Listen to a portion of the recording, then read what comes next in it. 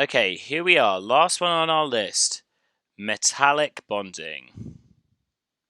You know, the one that really should be fresh in your head as well. So really try and draw out that information that you remember from metallic bonding, because it wasn't that long ago. It was last week that we did all the work on metallic bonding, so it shouldn't be too difficult to remember. All right, for metallic bonding, what we need to remember is, first of all, how do the atoms get together? Then, what does that mean about the bonding? And then, what are the properties? So, how do our atoms get together? Remember, if you've got a metal, let's pick a nice easy one. Let's pick beryllium. It's a very easy one to do. Here you go. Beryllium is 2 on the inside shell and then 2 on the outside shell, like this. So if I've got a metal like beryllium, when it is just alone as beryllium, to make a full outer shell, it needs to lose these 2 electrons. So it will lose 2 electrons. And we'll obviously end up with Be, just the inside shell there, and then it will be a 2 plus ion. But we'll also have these 2 electrons whizzing around. Where do those 2 electrons go? In ionic bonding, they've got somewhere to go. They can move to a different molecule. But that can't happen here. We can't have that happening. There's no atom that would accept these electrons. So in actuality, these electrons are kind of just free to move wherever they want. These extra electrons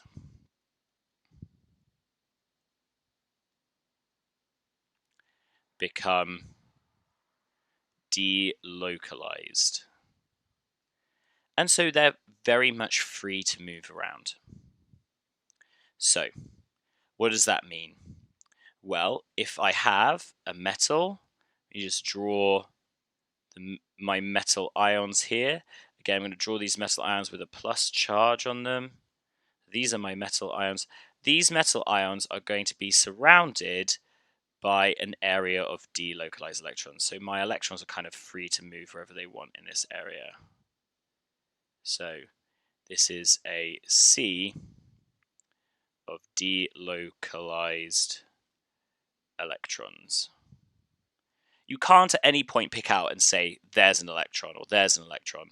They're kind of all in this area all at the same time, kind of whizzing around so fast it's not possible to pick out where they are. So we just kind of call it this sea of delocalized electrons. And then all of the positively charged particles are in there in a lattice, very, very close together, being held together by that sea of delocalized electrons. Now, if you remember, let's go back to electrostatics. Remember, if we've got a positive and a negative, then what happens to those things? Well, they attract one another. If we have a negative and a negative, then those things are going to repel. And if I have a positive and a positive, well, those things are going to repel as well. So with all these positive charges, how come they don't just all fly away from each other and try and get as far away from each other as possible?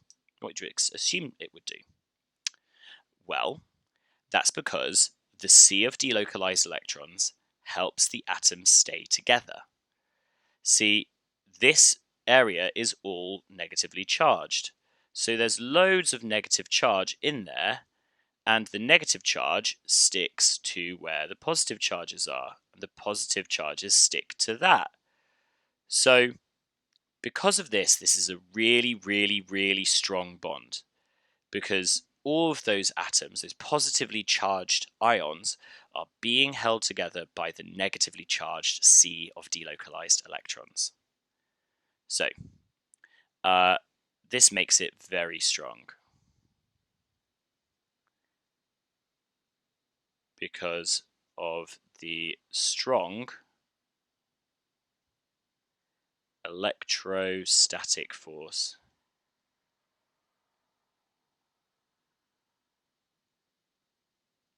that holds the ions and electrons together. All right, what about its melting point and its boiling point then? Well, this is going to have a really high boiling point, a melting point, because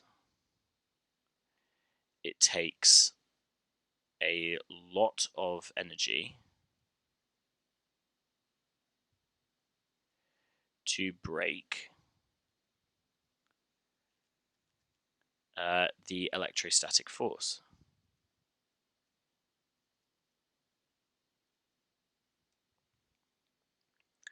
And then finally, can this conduct electricity?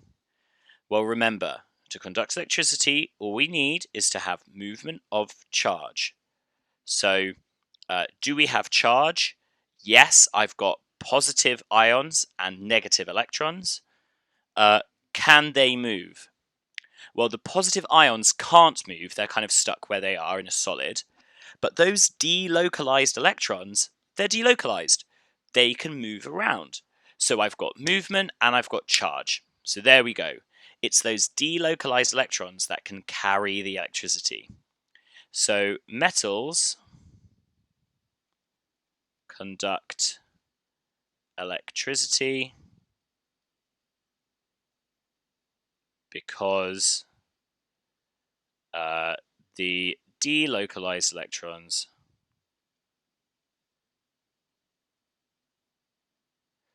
let me just move this up because I feel like I'm getting very close to my face. Metals conduct electricity because the delocalized electrons are free to move